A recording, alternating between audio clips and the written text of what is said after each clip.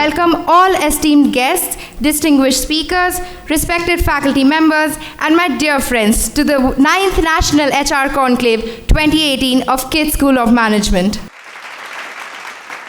Kalinga Institute of Industrial Technology was established in the year 1992 as a vocational education center and then took shape as an institution in 1997 with the commencement of degree engineering program. Today, being one of the most prestigious institutions in India, it is an advanced center for pursuit of knowledge, unfettered by the barriers of nationality, language, cultural plurality, and religion. It houses world-class campuses serving more than 27,000 students, which includes 35 foreign nationalities through its 27 schools imparting globally recognized bachelor's, master's, and doctoral degree programs in 100+ disciplines. Its commitment to teaching excellence led to the grant of deemed university status by the Ministry of HRD, Government of India in 2004, within just 7 years of its inception. KIIT is accredited with Grade A by NAC and the University Grants Commission. It has also been ranked 8th in the QS World University Rankings, beating many reputed private institutions in India.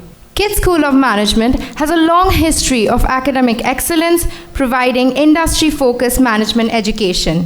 It was founded in the year 1993 as Institute of Business Administration and Training, with a vision to make it a trend-setting center for business education where young minds were provided the right balance of classroom learning and practical exposure to turn into successful professionals and inspiring leaders. Today, as part of the prestigious KIIT, KSOM has delivered significantly on that vision. It has extended its areas of influence from Eastern India to the whole country and already has many impressive achievements to its credit. Its 30th rank in the National Institute Ranking Framework, Ministry of HRD, is a testimony to that. Spread over an area of 35 acres, the institution houses more than 1,000 students across 3 courses, BBA, MBA, and the doctoral programs in management. I request Honorable Vice Chancellor KIIT Professor Shrishikesh Mohanty and Director KIIT School of Management Professor Debashish Das to lead the guests for lighting the inaugural lamp.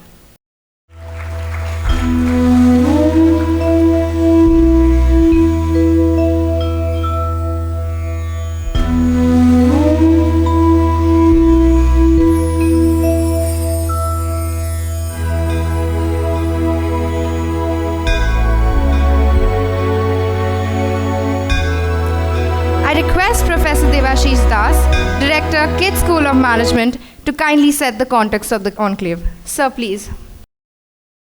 Respected Vice Chancellor, esteemed guests and dignitaries in the hall, my dear faculty members and dear students, I am extremely happy to welcome you all to the 9th National HR Conclave. As you know, this year's theme is around future of work. So all the formats would have some components of future of work, and that is how it is planned. Future of work, though sounds very futuristic, has begun unraveling all its threads. So we now know a bit of components, how they are going to play up in the future. Predicting future events based on present trends is as challenging as conquering Mount Everest.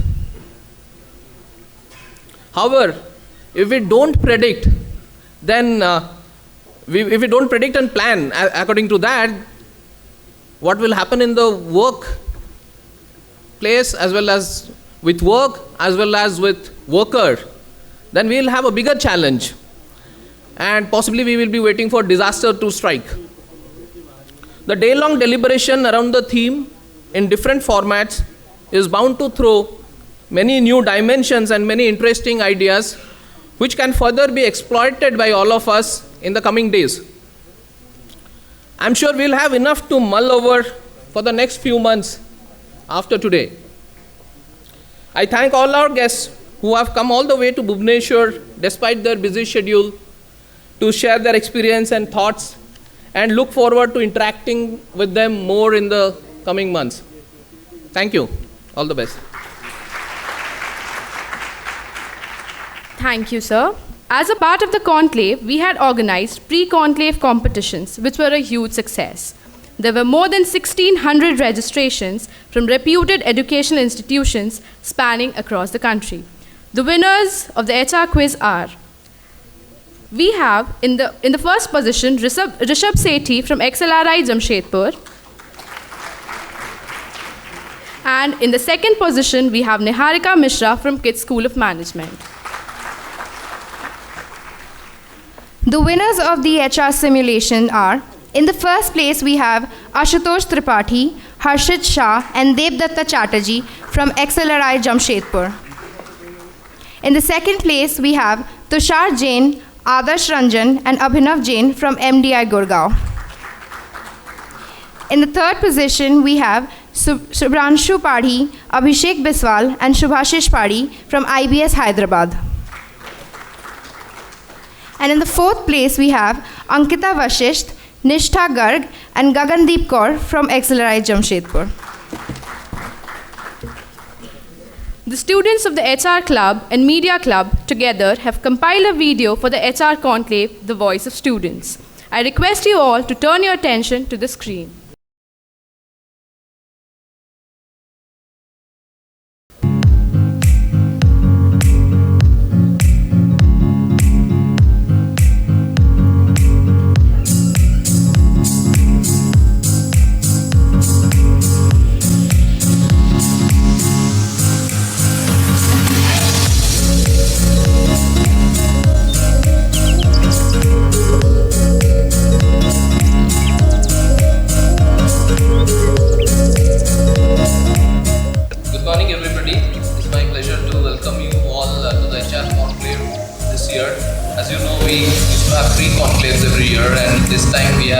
Decided to add one more, a conclave around operations management. So every month, starting August, September and then October, we'll have the other 3 conclaves.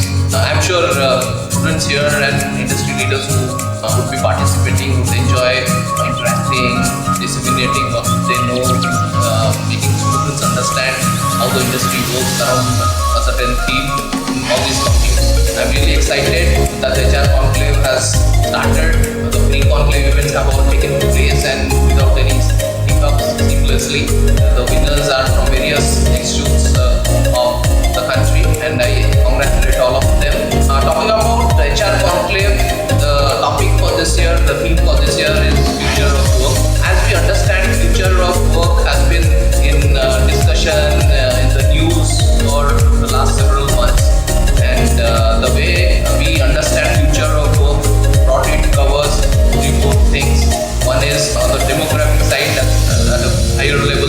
Then on the organization side, how things would change, how work would change, how the workforce would change, how mix of employees, mix of work between machine and human would happen, how teams would get formed, how leaders have to change their style, so on and so forth. So the theme itself and the sub-themes that we have chosen for this year's HR Conclave in line with future of work are going to be very interesting and I'm sure that the discussions that industry leaders who are going to be here or have already arrived will have their own perspective and their predictions of how things are going to change around this thing.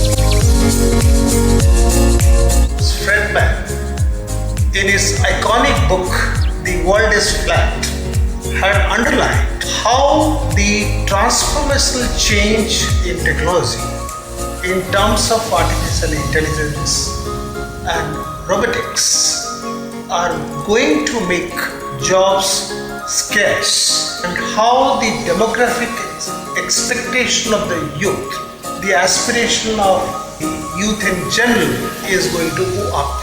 In the HR Conclave which is going to happen, we are going to have the best of experts who would address how the new work order is going to pan out in the kind of conflicting perspectives of technology and aspirations. I wish the conference all the best.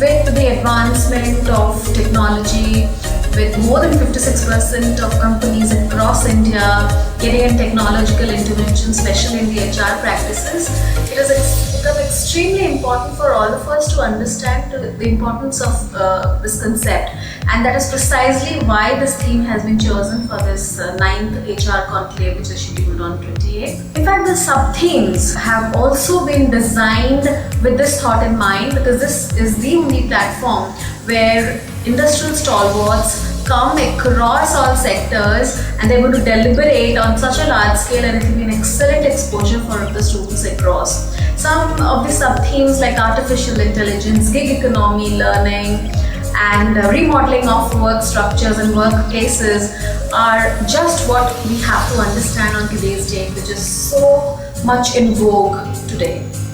Hello everyone.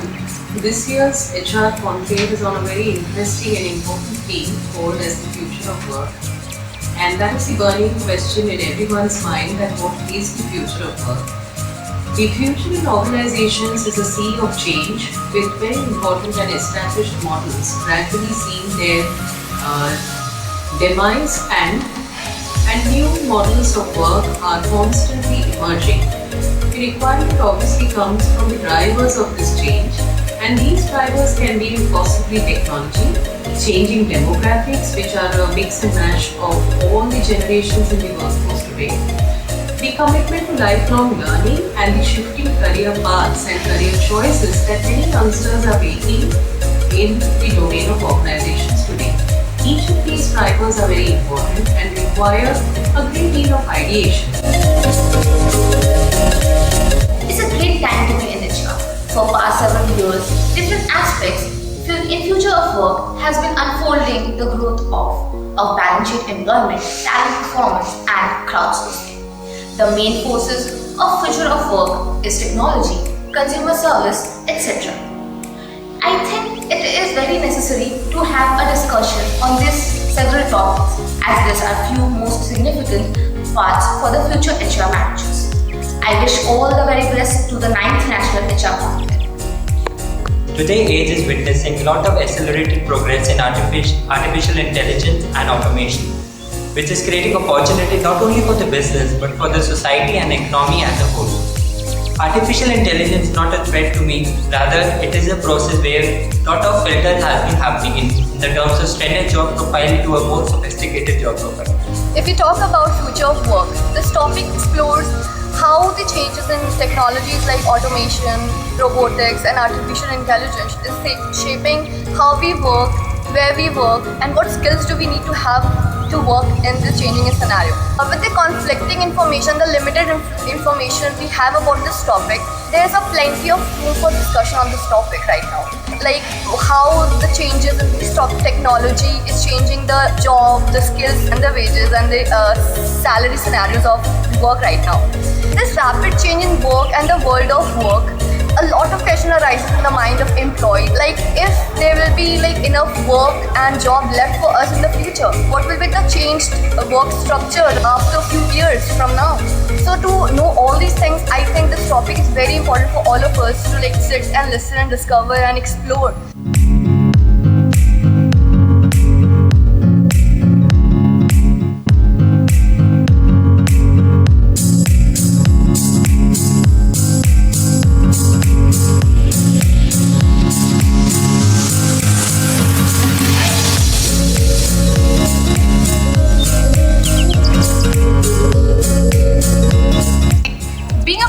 HR Conclave was really enthusiastic and knowledge enriching for me. So those who have taken part, they already know the adrenaline rush while playing those games, and those who have not taken part, I would like to encourage them to take part in the next year. So wishing you all the best and best of luck for the 9th National HR Conclave, and hope you make the best out of it. Thank you.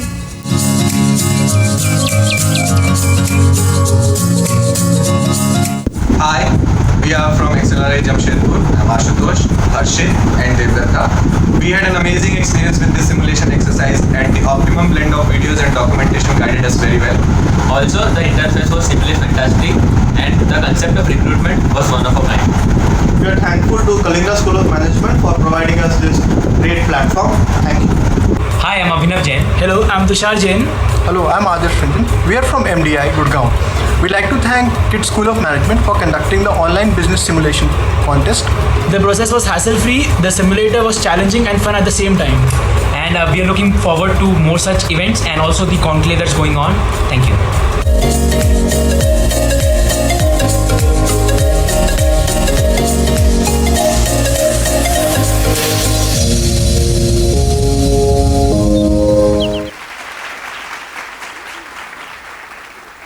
Today's conclave will comprise of 2 panel discussions, followed by 26 large-scale interactive processes. We commence with the first panel discussion. The theme of this panel is End of Leadership or Rise of Intellectualism. I invite our first panelist, Mr. T.N. Hari, Head HR, Big Basket and Strategic Advisor, the Fundamentum Partnership. Mr. T.N. Hari is an advisor and mentor to numerous young entrepreneurs and startups. He is also a strategic advisor at Fundamentum, which is a large-stage VC fund set up by Mr. Nandan Nilekani and Mr. Sanjeev Agarwal. Mr. Hari is also a head at HR at Big Basket. His passion is in scaling organizations through clear thinking and relentless execution. LinkedIn identified him as one of the top 10 voices in India in 2016 and 2017. He has completed his education from IIT and IIM and worked at executive positions with multiple companies. Mr. Hari has authored 2 books, the recent one being Cut the Crap and Jargon, Lessons from the Startup Trenches. His upcoming book titled Cutting the Gordian Knot, India's Journey Towards Achhe Din. He will be moderating this panel discussion. Sir, kindly take your place on the dais. Our next panelist is Mr. Sandeep Taki, Director, Group Human Capital, Samsung Electronics. Mr. Tyagi currently heads the Business HR and Organization Development verticals, looking after the areas of talent acquisition, talent management, talent retention, and learning and development. He has more than 25 years of professional experience across sectors in companies like Delphi Automotives, Sony, Xerox, Airtel, Haier, and Videocon. Mr. Tyagi pursued his master's degree in business administration from FMS Delhi University. Mr. Tyagi will be joining us shortly. Our next panelist is Mr. Jerry Jose, Head HR, ICICI Lombard, General Insurance Corporation of India. Jerry Jose is the Head of Human Resources and is a Management Committee member at ICICI Lombard GIC, India's largest private general insurance company for the last 2.5 years. He has over 17 years of experience in diverse HR roles such as HR Director, Leadership and Organization Development for South Asia, Country HR Director for Unilever Bangladesh Limited, and HR Director for Marketing and Research and Development. Mr. Jose is a postgraduate in Economics from Gokhale Institute of Politics and Economics, Pune, and is a postgraduate in HR from Tata Institute of Social Sciences, Mumbai. Sir, kindly take your place on the dais.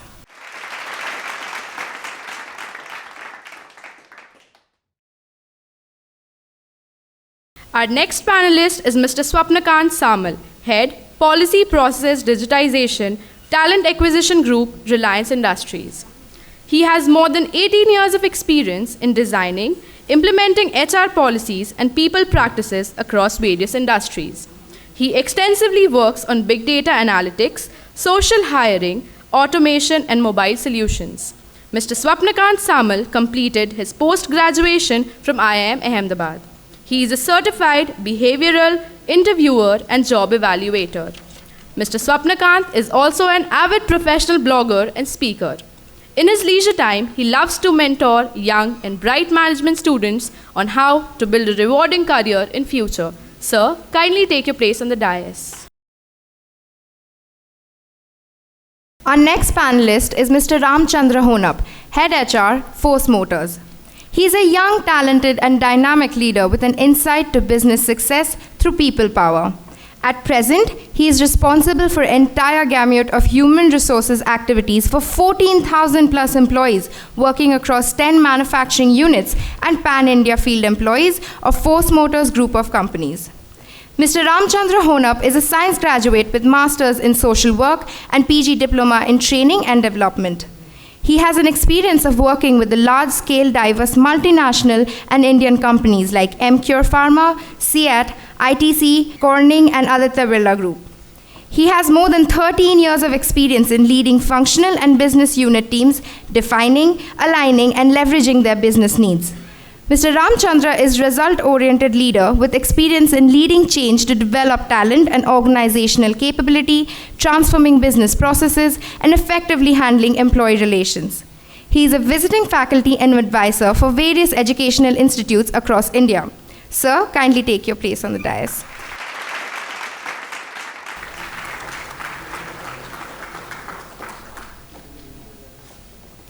We now hand over the stage to the moderator. So good morning, everyone. So it's truly a privilege for me to be moderating this distinguished panel on a topic which is, very interesting, the future of work. The theme for today is the future of work, and the sub-theme for this panel is it the end of leadership or the beginning of intellectualism? What we'll do is I'll just take 2 to 3 minutes, set the context a little bit, tell you about the format, and then we'll get started. So I'll set the context for 2-3 minutes. Each of the panelists will share their thoughts on this topic for 5 to 7 minutes, and we'll leave about 15-20 minutes for Q&A at the end. Does that work for everyone? Great, okay. So, traditionally people have been used to working in teams, and that's how work has got accomplished. Teams have grown bigger and bigger over centuries. Teams became companies, companies became corporations, corporations went global, and you had large universities, you had large corporations, and it was accepted that that's the way work will get organized and work will get done. But over the last 20 years, something seems to have changed dramatically. So for example, you have companies like Airbnb, which is in some ways disrupting this model of work. Uber is disrupting this model of work. Together they're creating something called a shared economy. We also have now the concept of gig economy. The gig economy, is finding a lot of interest outside India. Inside India too, you find a lot of micro entrepreneurs, micro entrepreneurs not working for companies, but for other micro entrepreneurs. I think that's the different part of it. You also have, large companies like Amazon and Google, which are, monopolies in some way, big corporations in some way, but very interestingly, in very unintended ways, they are creating great opportunities for micro entrepreneurs. So if you look at Amazon, who are all the suppliers who are listed on Amazon? They're all micro entrepreneurs. If you now today, for example, are an individual and want to start a YouTube channel, you can go ahead and do that. You can publish a book on Kindle, and you could expect people who could absolutely love what you write. You don't have to find ways to distribute your book. So you can price it at whatever you want. If you're an individual who wants to run a kitchen, you don't have to worry about scale and create a restaurant. Swiggy will be there to deliver food for you. So in many ways, this bit is changing. So I just want to talk a little bit about micro entrepreneurship in very different ways, and empowerment of these micro entrepreneurs by many technology platforms like Urban Clap, Amazon, Swiggy, and Google even. Now, the second part we will just spend some time on is about technology itself. There are two views on this. One view is that technology has been the biggest job creator in history. But there's other view that technology is taking away jobs. So Deloitte had conducted a study where they had looked at data ever since Industrial Revolution started. And they proved in an unambiguous manner that technology has been the biggest job creator. When old jobs go away, new jobs get created. The human needs are infinitely elastic. So one need goes away, it gets replaced by another need. You had a desktop, now you want a cell phone which has computing capabilities. So the needs are endless, and therefore the jobs would be endless. That's one way of looking at it. The other way of looking at it is that in the last 10 years, we may be seeing a singularity where technology has taken big leaps, and you are finding, artificial intelligence having advanced to a great degree where there are algorithms which almost think like humans, can beat humans in games like Jeopardy, which needs a sense of humor and other human, issues. But computers have developed and advanced to such an extent that there are fears that they will take away jobs. So there are two views clearly on this. One view is that they will never ever take away jobs. It is artificial intelligence. Human intelligence will only create artificial intelligence, and AI will never take away jobs. The other view is that they will take away jobs. So we will discuss all of these, and I would request the panelists one by one maybe to share in 5 to 7 minutes whatever insights they have on this broad topic. Over to you. A very good morning to all of you. A very interesting, context set by Mr. Hari here in terms of the future of work. My own belief is that no deliberation or discussion on the future of work is going to be ever conclusive, and the reason for that is because the future, obviously is highly unpredictable. The exponential rate at which technology is developing and the rapid automation which is happening in the space of work is basically going to rapidly change the way in which people look at work itself, and therefore any discussion on the future of work is basically going to be inconclusive. Having said that, I think so the future of work is already here. Yeah, and I say this from my own experience. I work with a general insurance company. That's the company which has basically seen the biggest disruption in terms of what technology can do to your business model. So you see right from customer acquisition, which is basically in terms of aggregators coming on and basically offering insurance products. Yeah, this is basically disrupting the business model of traditional companies like general insurance. If you look at the way in which big data as well as analytics on the customer in each of the business lines that we operate. So we have customers in motor, we have customers in health. Yeah, but each of these customer data are quite distinct and basically independent of each other. But the way in which this data is basically being now leveraged in order to basically look at cross-sell opportunities for the business is huge. So that's really changing the way in which the business is being run. In terms of services to the customer, so if you look at, today the customer can book a policy online. Today the guy in the front end who's selling the policy has access to an app which basically takes a lot of decisions relating to basically the risk, the pricing of the risk. So these are basically algorithms which help you to understand the assessment of risk as well as price it. So the guy on a live basis basically gets how he needs to price the risk. This earlier was basically relying with a person called the underwriter, who basically used to use a lot of models in order to basically predict what should be the pricing of the risk. So that's really changed. If you look at the service, customers are today interacting with chatbots in order to basically understand products very well, get services. If you look at the nature of the business as well, so we are into agriculture insurance as well. So you see a lot of data being used through the satellite imagery, through the agroclimatic data which is available, integrating a lot of this data to make a lot of decisions relating to which agriculture patch within the country needs to be picked up. So as you can see, every value chain is getting disrupted within insurance itself, and therefore the future of work itself is under question. The question, like Hari rightly pointed out, is that what is the extent to which this disruption can basically replace jobs? My own experience, having witnessed this in the last 2 years with general insurance, is that this kind of technological disruption basically redefines and reclassifies the jobs which are being done in the industry. So there are people who are now in the company looking at different ways in which this technology can be integrated to the business. Yeah, how can you apply some of this new technology into the business? Those are new jobs which are coming up in the business. There are people who are basically working alongside technology in order to basically take decisions, provide services to the customer. So they're working alongside technology. Technology has not really replaced them. So you can see a very beautiful blend in terms of how technology and people are going hand in hand in terms of basically delivering the business model for our business. And obviously one of the biggest fears, like you mentioned, is about whether jobs are going to be replaced.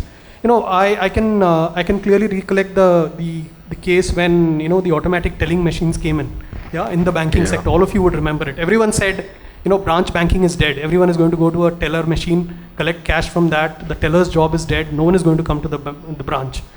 But if you look at the total number of ATMs which are there in the country today, they have really expanded multifold. Not only that, the total number of jobs within a bank branch has also increased. The only difference is that people are not doing the telling jobs or the cash disbursement jobs. They are also doing jobs which are about customer relationships, things which obviously automation can't take care of. And that's really the power of technology. It obviously threatens certain sectors, certain jobs within the industry, but more importantly, it creates new sets of jobs. Now the whole concept of mobility is impacting the banking sector. Today customers can, without going to a branch, look at their phones and basically do all their banking transactions. So mobility is now again threatening and bringing back the debate of saying that branch banking is basically under threat. But my own belief is that this is the second stage of evolution of technology, where obviously, maybe the branch as a physical entity may not exist, but obviously there are a lot of allied jobs which will basically look at how to leverage technology, which will basically come into being. So that's really the evolution. The good thing about the future is that it has to be lived a day at a time. Yeah. And when you live a day at a time, obviously you have to meet those challenges and basically look at it. The most important aspect in terms of what these technologies actually do from an organizational perspective is not only disrupt your business model, but more important, it basically challenges the structures in which we operate. Yeah. So for example, if you look at some of the social technologies that we have at work, things like Yammer and all the other social technologies, it's done a very beautiful thing about disseminating information across the ranks. Yeah. So access to information today is not limited to certain people who are sitting on the top. Yeah. More importantly, decisions are today not being taken at the top. Yeah. So there are people across the line, people at the bottom of the pyramid, who are coming up with ideas, suggestions, and basically aiding in decision-making process. And that itself is disrupting, organization structures as we see it. And as you can see, most of the high-tech companies, are basically becoming flatter in terms, because, so if the hierarchy and the bureaucracy relating to decision-making and information sharing is limited, obviously, the power structures which have been created at a hierarchy level will be dismantled. So that's the big changes that, that's happening within the industry in terms of, organization structures. Yeah. And obviously the implications of this in career is something which most of you already know.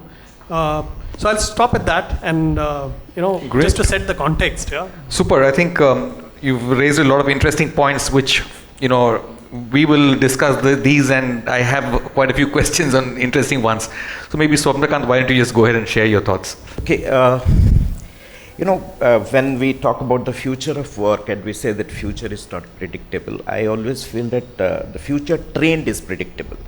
And when you start looking at the future trend, the couple of things what you generally see happening in the organization these days is that it's not about digital. Okay, it's not only about digital. It's not only about technology, but it's beyond digital and technology, which is more about innovation. So what is happening is innovation. So there's a big change which I see from a product kind of environment. Organizations are moving to a platform kind of environment. Even the core industrial sector companies, which are your manufacturing, agriculture, finance, core sector companies are also rapidly moving to a platform driven organization. Apart from that, if you see, we used to control the supply side of the business till date. We used to be more logistics focused, we used to be more cost focused, we used to be more focused on such processes which will help us in rapidly developing products. Now, there is a tectonic shift from the perspective that people have started looking at the demand side of the business.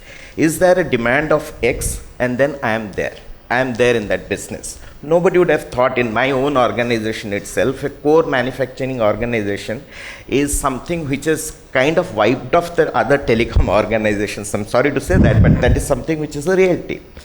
Sometimes people would not be able to, kind of imagine that innovations are even bigger than disruptions, because disruption is a part of an innovation. The other aspect is, while these changes are happening, while there is a fear that whether the job losses will happen, whether human versus robots will continue to see in the way we see in the Hollywood movies, but rather I would say that people are really demanding more and more personal touch. So this is a contradiction, right? When we say that we are kind of moving into a digital world, but at the same time we are looking for more and more personal touch. Look at your own ways of changes which has happened quietly. Nobody probably would have noticed, or if you start noticing, you will define it. Interviews which used to be conducted in a very hierarchical approach before. There is an employer and there is an employee, and the employer asks you questions, asks you to write IQ tests. Things have changed. These days people are using social tools to find the right candidates. Then there is a conversation which is happening. Nobody is asking questions, you are not answering. There is a conversation. Back of your mind, you are also playing the card that maybe in future he would be my colleague in a different kind of atmosphere, and where we all will be dealing with a new skill. So when you are talking about jobs will be created, I understand it in a little different context, that new skills are getting created, where I, you or anybody in this hall are equally ignorant. and that gives the platform, the level. Interestingly, a couple of years back, again I'm giving the example from my own organization, there are the concept of payments bank. You know, the top bankers never understood the concept of payments bank. They were equally ignorant like any technology person, any engineer, a finance guy, or it's a sales guy. So everybody has to deal with something which is uncertain but new, but exciting. That aside, the other interesting factors which you see, a lot more is being discussed about diversity and inclusion also. Somewhere we have started understanding that the concept of digital world or the concept of technology is only one part of the, the growth which you envisage. The other part of the growth is how you bring in the humanity and the human concepts into your business. The ideas are different, the implementation style is different, and the post-implementation, when you start looking at the outcomes of a business which has got a lot more diversity and inclusion, you see the success is enjoyed differently. So what it speaks is, there is a clear action and there is a clear thought which has definitely gone behind the scene, and when you see the outcomes, they are completely in two different parameters. You know why? Because we brought in that human element, and that human element is something which we are talking now. When we are talking about digitalization, we are also talking about diversity and inclusion. So we are bringing in humanity element. We are looking at the supply side. We are saying that enough of supply side. We are looking at the demand side now. And then we are giving solutions which is drafted or crafted in a different manner. So considering this kind of trends, I feel that future of work is going to be pretty exciting. Future of work is going to be very different because the skill sets will change. And as the topic says that end of leadership, I'm not sure if it is end of leadership, but that we'll anyways discuss. But then there is a distributed model of leadership which we'll get into gradually. Great, Suprakant. So welcome, Sandeep. So just quickly, I'll just spend a minute telling you where we are. So what we are doing is we're just going through the panel. Each panelist is just sharing their insights and thoughts for about 5 to 7 minutes on their views on the future of work. And after that, we'll have a discussion, and then last 20 minutes we're just reserving for Q&A. So we are now going to Ram. After Ram, you can just share your thoughts. Yeah. Thanks. I think both of you have covered very important topics. For me, the future of work is divided into 7 leadership skills which one leader need to develop and look at. So future is already here. Future of work is already here. So the adoption of the new trends, which is the Internet of the Things and artificial intelligence, is to be looked at from the leader's point of view. It's more, there will be a shift in the skills and the capabilities. So we as the leaders need to develop the skills and the capabilities of our workforce for future work. I'll say the 7 trends of the future work leadership is, one is understanding the technology. So you need to understand the technology and respond with your innovations. If I have to give our own example of the automobile industry, so the technology is changing. Earlier we used to have the glasses, the window glasses, the manual glasses. Now you have the auto glasses. So the trend has changed. Like the manual cars is moving into the auto cars. So the technology of the gearbox has changed. So what we do is we basically develop the skills of our people to respond to the change. So you need to understand the technology, understand the innovation, and keep your workforce ready to face these challenges and stand confidently in the industry. Next is manning the man and machine collaboration. Earlier people used to work. Now after the automation we still need people, but you need to develop the people who can work with the machines. So again the developmental aspects, the learning aspects come in. Third is people building. So you need to build the people for the future work.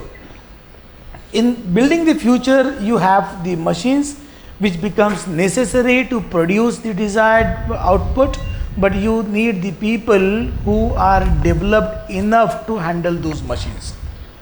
Most important factor is emotional intelligence. Emotional intelligence is one of the most critical skills which business leaders will be expected to have in near future. You just cannot be the leader without understanding the emotions of your people. There are the days of authority, the days have gone where one has to tell with the authority, or the overbearing leadership is gone. Now it is more collaborative, it is more empathetic, it is more caring from the people point of view. Fifth leadership style which you need to understand is the adaptability to the constant change. Change is going to be there all the time. So you need to adopt the changes and respond. I think diversity and inclusion Samanta has covered. And last but most important is motivation. You need to motivate people for future work. I remember one example of my old days. I was in the Seat Tires and the company was dying, almost dying in 2007 to 10. The company was not at all doing well. Reasons were we were manufacturing the old style of the tires, no tubeless tire technology was there in the company. We were manufacturing the bus tires, so we did not respond to the change. So what happened is the plant started getting shut. So production has dropped down from 275 tons in a month to 60 tons in a month. So how company responded? The leadership always had that confidence in the workforce than their technology. They ensured that the workforce is motivated all the time. And this motivated workforce brought a lot of innovations from the big size tires of the truck or the off-roading to the two-wheeler and the cycle tire, which are more selling. And the platform of dealership to the FMCG aspects of the tire industry made Seat as a success story. The company who were making the losses till 2010 their profits has gone up in the 3 digits in last 7 years. So this is how people, the leadership of the company motivated the people, even the business is not doing well. The other side is when business is not doing well, the leadership always keep on blaming the workforce. But it's other way around. You need to motivate the workforce when you are not doing well, so that they respond to the time and make the company successful. So that's where I park. Great. Thanks, Ram. So Sandeep, will come to you. Yeah, that's great. Thank you. So, good morning. Topic is very interesting. End of leadership or rise of intellectualism. So what I feel is it's not end of leadership. Leadership will change from your authority or command leadership to what we call authentic leadership, right? So now what I mean by authentic leadership is basically leadership of your thoughts, leadership of ideas, and leadership of your conviction. So few things like what Ram said, we are in a state of paradox, you see. So at one side we kind of, are using digital devices. We are completely now used to working with digital devices. So today what is important is not to know everything, but what is important is how to search and how to find out the information today. That is very important. So we have all the information available on our tips, but how to search that information, how to reach the right information. So that is very important. So as we are kind of used to overtaken by devices, particularly mobile devices, also as Ram said, there is a lot of focus on, lot of requirement of things like empathy, conviction, interpersonal relationship. I mean, it comes from empathy. also what is happening is you see earlier there was a Standard & Poor McKinsey report a couple of years back. The average lifespan of companies till 1950s or 1970s was about 50 years. Now that average lifespan of companies in 1990s dropped to 15 years. And now by 2020, what we foresee is the lifespan of companies, average I'm talking, will drop down to 10 years. So what it signifies is the rate of disruption is going to be humongously fast. It's going to be very fast disruption which will happen. Technologies like WhatsApp are going to be obsolete very soon, and already it's on. Government of India is planning to control WhatsApp now, but it's going to be obsolete so soon. We'll be overtaken by new things like Telegram and Yammer and things like that. So speed of disruption is going to be fast. You're trying to control something which will phase out very soon. So you got to be proactive, and you got to plan for what's going to happen next. If not 10 years, but at least 3 to 5 years, what I feel. Rise of intellectualism, definitely. Thought leadership is going to play a big part.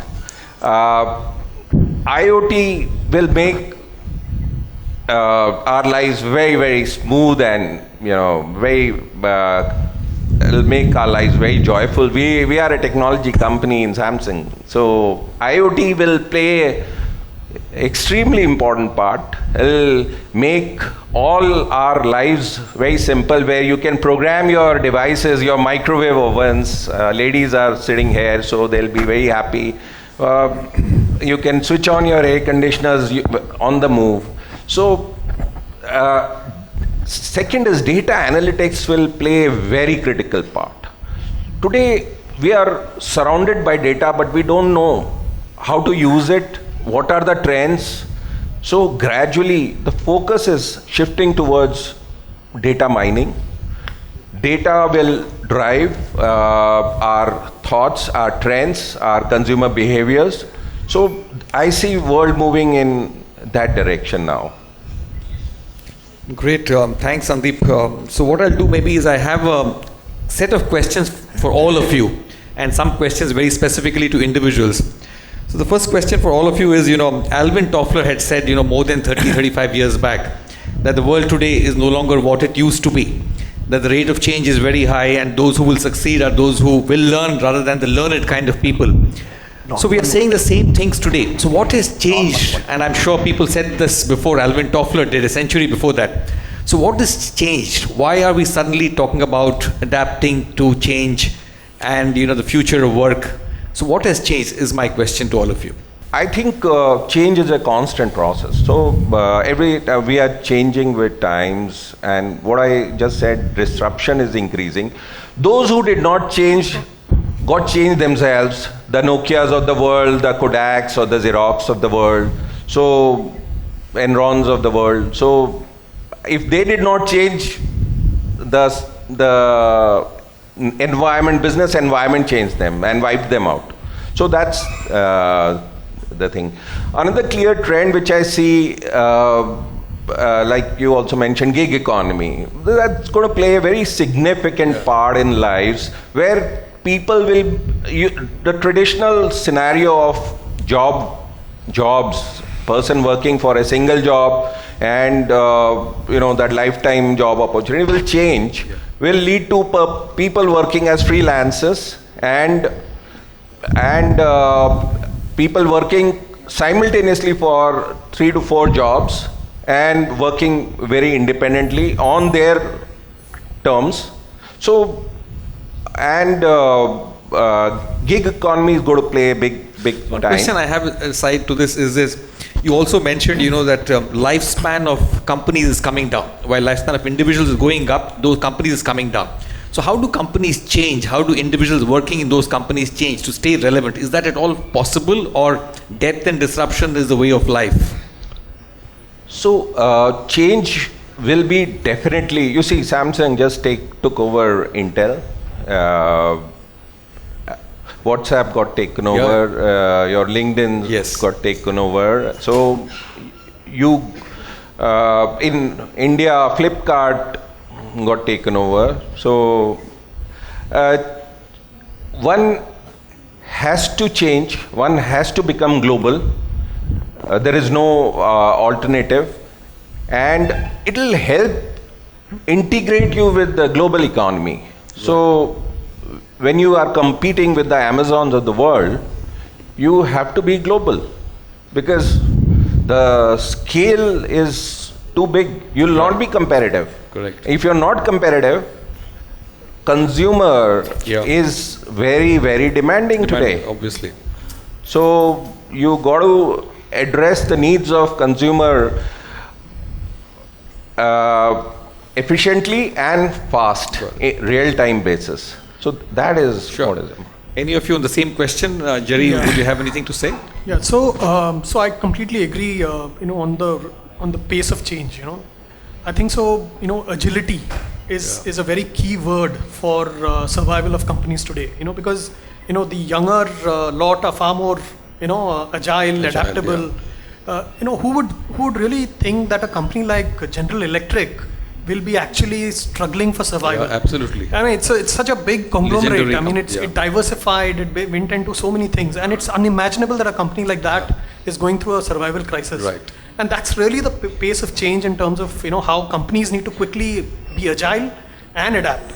And the narrative for employees in terms of how the jobs are going to evolve is also pretty interesting, because obviously when companies change their business models, when companies basically look at new ways of serving the customer, jobs are going to get impacted. A very interesting thing which futurists talk about is about life being measured in 3 boxes. So in future, so in the past, life used to be measured across 3 boxes, and these 3 boxes was education, which happens in the early part of your life. Then there's work, which happens in the mid part of your life. And then there's finally retirement, which happens at the later part of life. That entire model is going to change to actually have 3 other boxes, which is basically education, work, and leisure. These 3 things are going to happen simultaneously throughout your life. Yeah. It's a very interesting perspective. Yeah, and the most important message which has landed from this model is basically saying that learning is a lifelong process. For an individual, from a career perspective, it is primarily about saying that I don't have a future-proof career. Yeah, I don't have something which is a career which is linear. It is basically about what you mentioned about it being a kind of a whole toolbox available to me in terms of skills and capabilities, which I depending upon the opportunity which comes in, I'll basically deploy as and when it is required.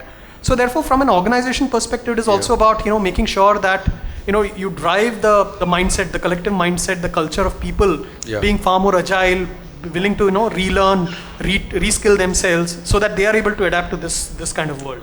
So that's really the implication for both. So let me just twist the question a little bit for both of you, which is that a human being has only that ability to adjust to change, right? If the change is too rapid, it becomes difficult for most of us to adapt. So are you seeing an increasing number of people who maybe plus 40 years who are unable to cope with this rapid change? If all of you are saying that the change is much faster now, are you finding people 40, 45 who are struggling to cope with change and don't know what to do? Well, I'll take 2 questions simultaneously, the one you asked before also. So why change? So we need to probably go back and ask this question to people who discovered fire. Absolutely. Who invented wheel, and who started community through communication. So change started the day when we invented wheels and discovered fire. Over a period of time, we have been changing, and that is one thing which is human. And probably robots will not change unless you feed them something else. The humans will change. Interestingly, if you notice, people change faster than organizations. Okay, the need, the communication style, the ability to change the way they think is much faster than organization. Organization, in true sense, has slowed down the process of change. So, to answer your second part of the question, whether people above 40 would find it difficult to change, I don't think that is the criteria for change. The criteria for change comes from the perspective of what are the things which excites you. Okay, there are cases before us. Mahendra Singh Dhoni, he still comes out with something new at the ripe age when you try and decide to move out of the cricket. We have Orlando Pass who plays at 40 like anybody else. So 40 is just a number, but apart from that, I also understand that adaptability is something which is changing because the entire workforce which you are dealing with, the people below you, are basically changing fast. The organization is becoming flat and the work culture is becoming fluid. What culture which we were talking about 3 years back is no more culture. There was this discussion which was happening that organizations are short-lived, 10 years, 15 years, 5 years, whatever. Organizations can live longer if they keep on innovating and come out with a completely different set of solutions for, So when core organizations can also change, then I'm sure people, those who are large workforce of core organizations, where the average would be anywhere 27 plus or 37 plus, they are also changing. Otherwise, things would not have been what we see today.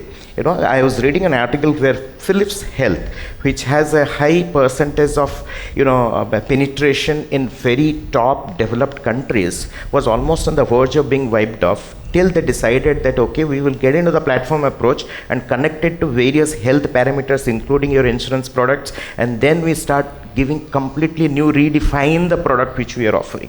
So somewhere the change does not really get impacted or not get aligned with age, but it is aligned with your interest to do something which is new. Great. So Ram, on your views? Yeah. Change has nothing to do with the age. I can give an example of our own chairman, Dr. Abhay Firodia. But are those exceptions or is that a general rule? I would say it's a general because I have experienced it generally. Yeah. Because he's a 75-year-old man, he used to believe in getting everything on the paper, but now he uses the tab. Okay, he is very quick in the responses. 75-year-old guy, he has seen 3 generations in the industry, but has responded to the change. So, as what he said is quite correct, from authority to authenticity is the need of a time. From control to the collaboration is a need of a time. Earlier we used to see the people who joined in finance will retire from finance. Now it's not a case. That company also believe in the multitasking, so role changes. So you have to respond that. So suppose if I'm the very good recruiter, but now the old style of the recruitment has gone away. Now the social media, we recruit from the social media. And if you don't adapt to that particular change, so your role will get over somewhere else. And if you are good in analytics, you can go into some different functions. And most important is the old style of working is now changing, and you have to again understand what is required to be successful in the organization. So from the 3 perspectives, one is from the leadership, then the transition, and a doer. So all these 3 elements when change, then you respond to the organization correctly. Just one question about, the lifespan of people's lives is increasing dramatically. And people are living, 75 years, 80 years, which means that they need to work a little longer to support themselves and their families. And you have 12 million Indian youth entering employment every year, so pushing them from below. So you have at any point of time Gen X, Gen Y and Gen Z simultaneously at the workplace. So what are some of the dynamics you are seeing, and how is it impacting the concept of work itself? How are you seeing the collaboration between these 3 generations? Are you seeing conflict? How is this? How are you seeing this? We've also heard many people at the age of 45, 50, they are really pushed out by people who are lower costs and as competent as them, because people don't continue to develop always beyond a point. So how are you seeing this new workplace where you have 3 generations simultaneously working? I see this as a challenge. Because we are an old company and we have 3 generations working in the same unit. So there are the challenges. The old people still think in the way, if they are not grown up with the organization, then the thought processes are very different. The people who are grown up in the organization, so their thought process has changed. The new generation and old generation getting collaborated on one decision is difficult, it's not that easy. Convincing is something which is a key again. So they don't believe in the data, they believe on the experiences, where this generation believes more in the data than the experiences. Any other thoughts? So I think so that challenge obviously is been there for several generations. I mean, it's not a new challenge. The only difference I see is, obviously the digital natives, the younger generation which is coming in, will not see, the disruption happening as very dramatic. Because they have already born into the digital age. Right. So therefore, for them, it is basically, progressive steps which are happening. And for the generation which has really not been born into this digital era, for them, adaptation becomes, quite critical. But I think so technology also plays a critical role. If you see the kind of interfaces and the ease with which technology helps people who have never even seen a tablet, for example, to easily navigate and go through, technology is equally helping people to basically, adapt to those technologies. So I think so, obviously, at the end of the day, it's employability that is the key word across all these generations. How do I keep myself relevant? How do I keep reinventing myself so that I'm basically relevant to the workplace and the new organization which is there? And that's really, linking it back again to learning, the whole process of, keeping continuously learning so that you are on top of, what are the opportunities which are coming. So a lot of this debate on the future of work, future of work debate should have always happened. As you said, you can go back to, when fire was discovered. But I think it is intensified in the last maybe decade. And I think it's largely because of, the impact of AI and, what AI could potentially do. Machines that can behave as close to humans. So AI, what is your view? Is it hype? Are we in the hype zone? Or is it something real? Will they really take away jobs? Will they change the way the world is? So what's your view on AI? You can go one by one if you wish to. Anyone who's ready, we can start. Yeah. So personally, the power of artificial intelligence really, a lot of new age technologists, Elon Musk, for example, or Bill Gates, or even the late Stephen Hawking, have talked about the dangers of AI basically overpowering the human race. The dangers of that, the ethics around it. But there are a lot of optimists. If you see, there's a guy who's head of Google engineering called Ray Kurwitz. He basically has predicted that in the year 2049 is basically where machines will start overtaking human beings in terms of intelligence. Correct. But he has a very interesting point to make. He's saying that it is not like what you see in science fiction movies like Predator, where machines will start overruling and controlling people. He's saying a very important development will happen, which is about how people start using technology and this automation in order to become far more powerful. So technology will enable people to basically live their lives much more fuller. So if you see that a lot of artificial intelligence today is basically become far more effective in terms of what they need to deliver. So that's my own. Anyone else on AI See, when we are talking about artificial intelligence, interestingly, we probably end up comparing only with human intelligence. But we have never started talking about artificial emotion. We have not started talking about artificial innovation. But Ray Kurzweil talks about this in his book. Right. So human innovation, human emotion is something which is human qualities. What is artificial intelligence? If you go deep into the organizations who have started investing and where people have started really putting their hands into real work, it's a voice-to-voice recognition, it's a voice-to-text recognition, it's a text-to-text recognition, or text-to-voice recognition. Here and there we have started hearing that, okay, it has started mapping a little bit of human thoughts and processes. So artificial intelligence is still artificial. Accountability cannot be built into that. Transparency cannot be built into this. Fairness cannot be built into that. Inclusivity cannot be built into that. Those are those human qualities where we feed in. So artificial intelligence works on a concept that you create something, keep feeding in data back, so that in future repetitive work is being taken care of basis on the past incidents. If you see that this is one resume, this is the way I shortlist, I am mapped as a recruiter and a recruiter's profile is being read by the data which you keep on feeding. And then your future shortlisting process becomes faster. Just to give a very simple example. And there are a little bit of complex examples as well.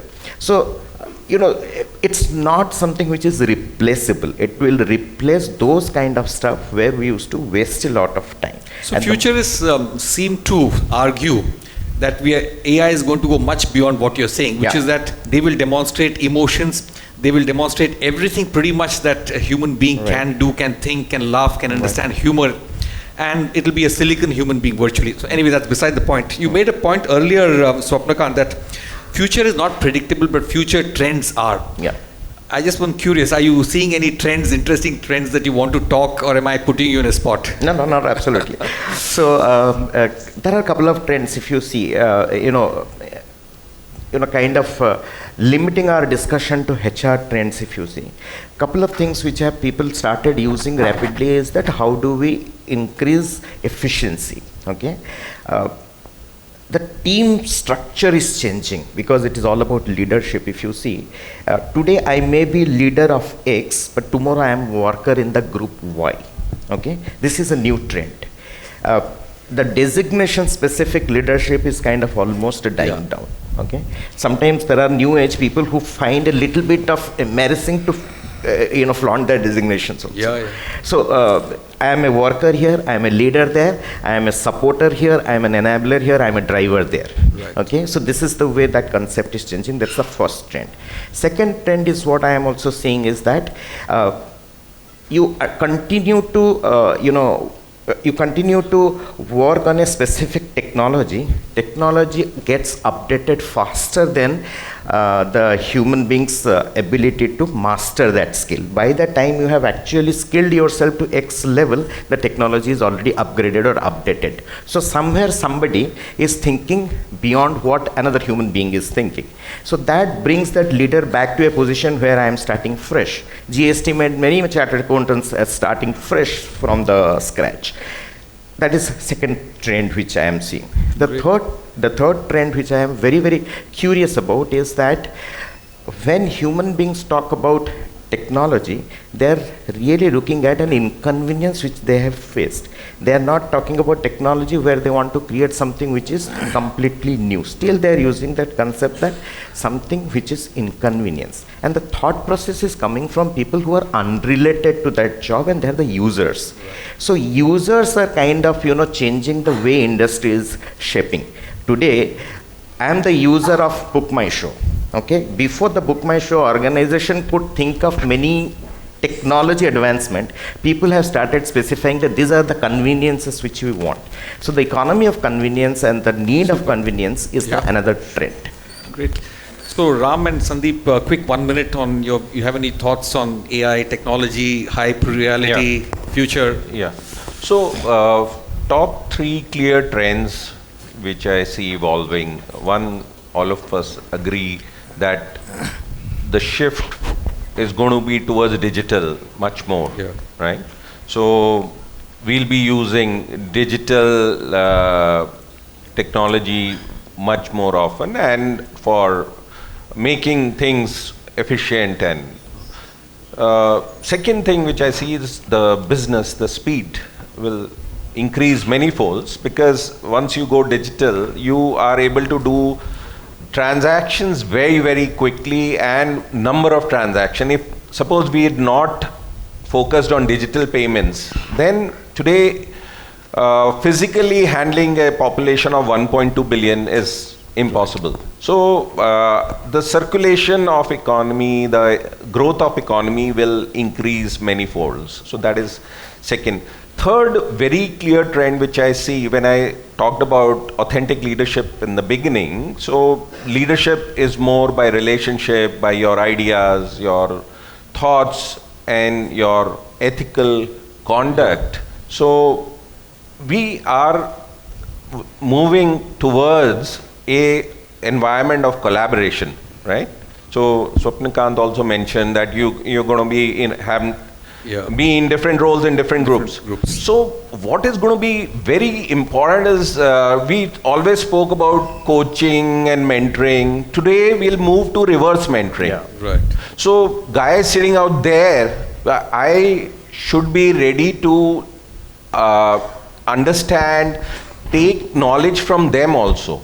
Any interesting real life case or situation? Would you have example where the reverse mentoring has happened? You've seen that? Yeah, 2 weeks back I was lecturing. We had a fresh batch of management trainees coming from campuses, induction going on, and a guy, we were just kind of finding out the areas of interest and hobbies and things.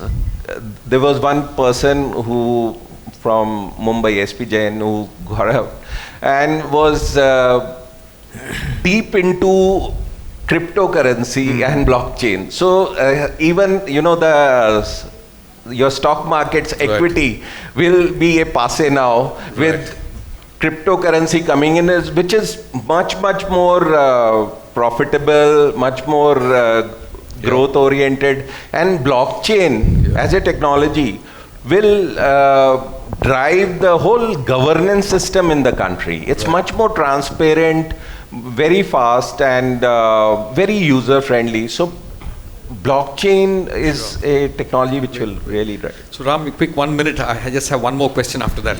The artificial intelligence, I think there is a hype, because few things which cannot be replaced is like empathy, then listening. The machines cannot listen and respond, and caring. Those three things will remain with people. So the artificial intelligence will not change the people. It's changing, but at the same time you will need people. So your view is largely it's in the hype zone yet. We need to wait for some more time to figure out whether it's for real. Yeah, you need people. Sure. Last question is really about the gig economy. I mean, I'm sure everyone would want to know. I certainly want to know, understand this a little better. So any of you have insights on what is the gig economy? How is it taking shape worldwide? How is it taking shape in India? Where do you see this going? Again, is this hype? Is this a real change happening? Large scale? Will it happen? Or just it'll remain what it is? Yeah, so I'll take that. So when we started with concepts like work from home, so that was kind of starting block. Yeah. So you will see people working freelancer independently, even if they are not freelancers working in an organization. Maybe they are working for couple of functions together. So they'll a marketing person may be working in 3 to 4 roles, maybe working for business innovation, business strategy department,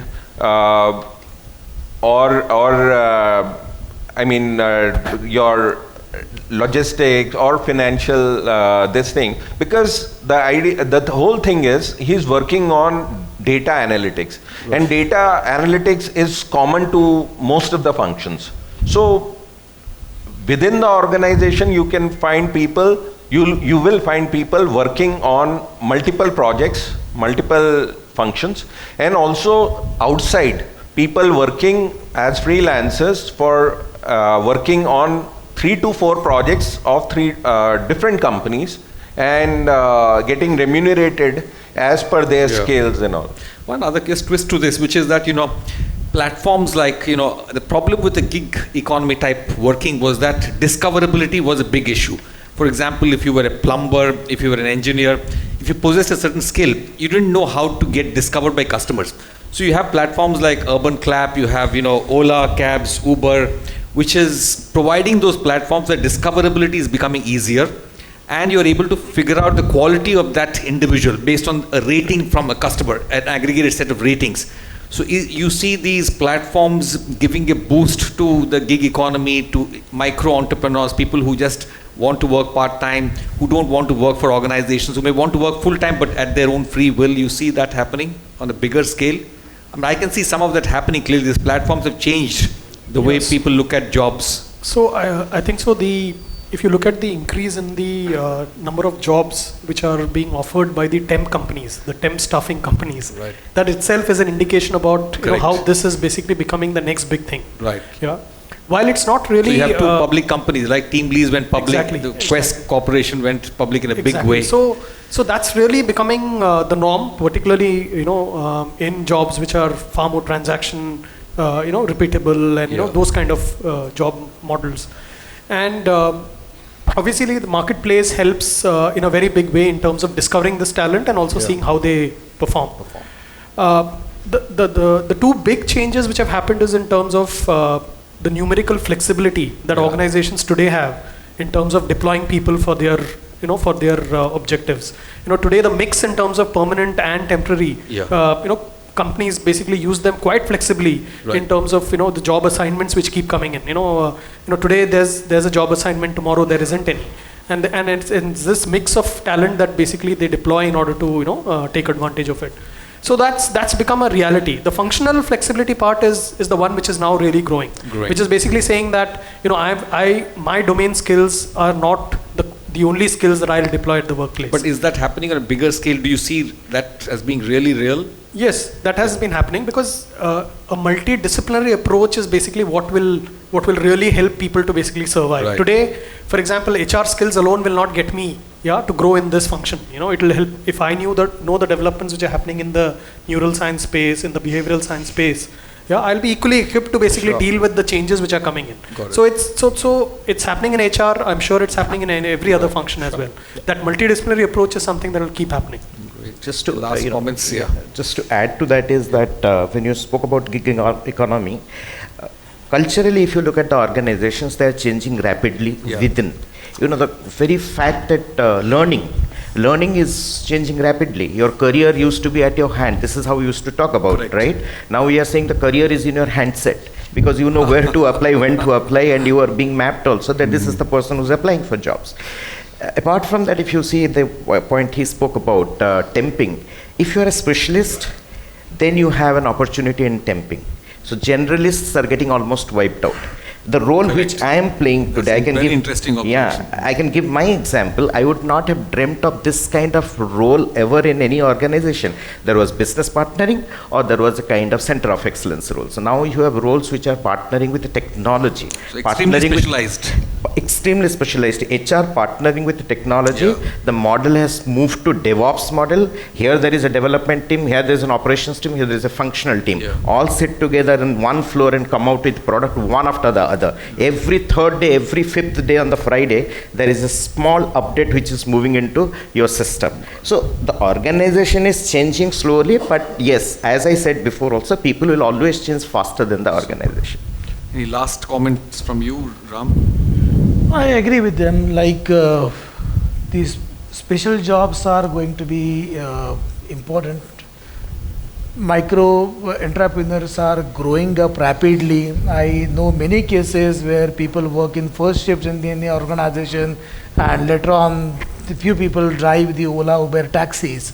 So there are many such examples. The freelancers, if you see the overall number increased, the LinkedIn has published the data a couple of years back. The freelancers, the overall number increased by 70% in last 3 years. So people can work with multiple companies of their choice rather than working in one organization in one role. So this is growing and it will continue growing. Great. So great, thanks everyone. It was really an amazing discussion. I've seen multiple panels, but I think the insights from this group was truly, truly amazing. Thanks to all our guests. That was a very insightful discussion by our esteemed guests.